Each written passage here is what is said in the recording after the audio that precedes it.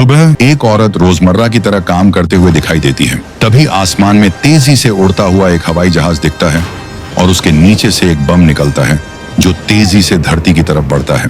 Fighter में बैठे हुए लोग बम के विमान से गिरने की पुष्टि करते हैं और उसे और ऊपर उड़ाने के लिए कहते हैं। तुरंत वह वहां से निकलने को कहते हैं। जहाज बम गिराकर बादलों को चीरते हुए ऊपर की ओर तेज रफ्तार से जा रहा होता है। बम और जहाज तेज रफ्तार में एक दूसरे की विपरीत दिशा में जा रहे होते हैं।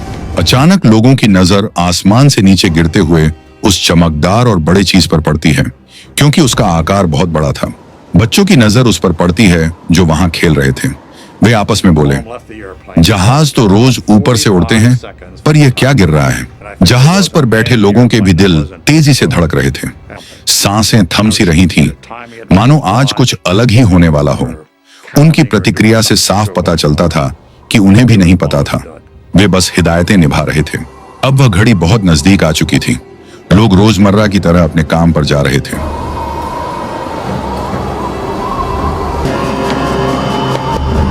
दिन बढ़ रहा था, भीड़ भाड़ बढ़ती जा रही थी और लोग अपने अपने कामों में व्यस्त हो चुके थे। उन्हें पता भी नहीं था कि आज की सुबह उनकी आखिरी सुबह बनने वाली है। वे अपने परिजनों से अब कभी नहीं मिल पाएंगे और वे इतिहास के काले पन्नों में दर्ज होने वाले थे।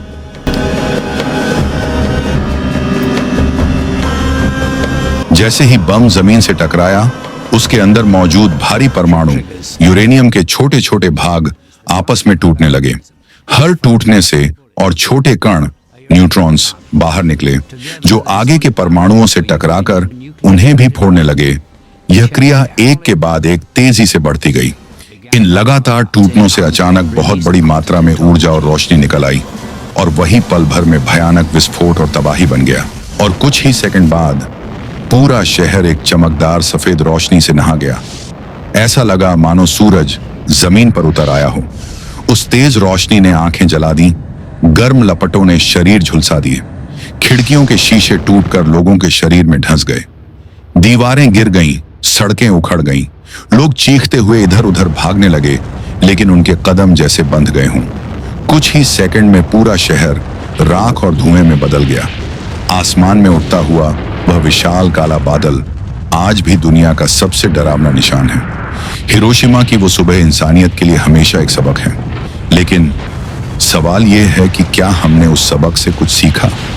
आज 80 साल बाद भी दुनिया के पास ऐसे परमाणु हथियार हैं जो हिरोशिमा और नागासाकी पर गिराए गए बमों से हजारों गुना ज्यादा ताकतवर हैं। रूस, अमेरिका, चीन, उत्तर कोरिया जैसे देश आज भी लगातार परमाणु परीक्षण कर रहे हैं। हथियार इतने घातक हैं कि अगर कभी इस्तेमाल हो गए तो पूरा ग्रह, सिर्फ एक शहर नहीं बल्कि पूरी इंसानियत तबाह हो जाएगी। आज के आधुनिक हथियारों की क्षमता है कि एक ही मिसाइल से लाखों जिंदगियां पल भर में खत्म हो जाएं। पृथ्वी का वातावरण जहरीला हो जाए, फसलें उगनी बंद हो जाएं और मानव सभ्यता पत्थर युग से भी पीछे चली जाए।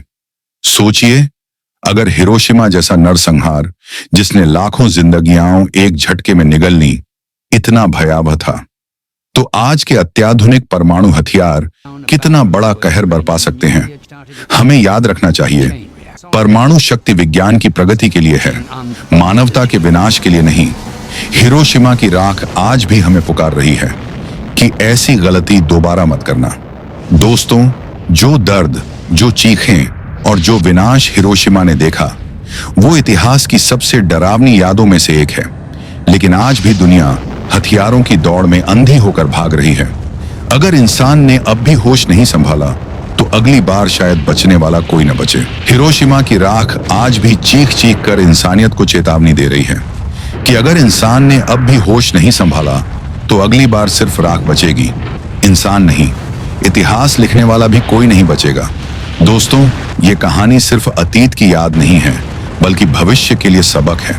अगर आपको लगता है कि ऐसी कहानियां लोगों तक पहुंचना जरूरी है तो इस वीडियो को लाइक कीजिए, चैनल को सब्सक्राइब कीजिए और दूसरों तक जरूर शेयर कीजिए, क्योंकि शायद एक छोटी सी जागरूकता लाखों जिंदगियों को बचा सकती है।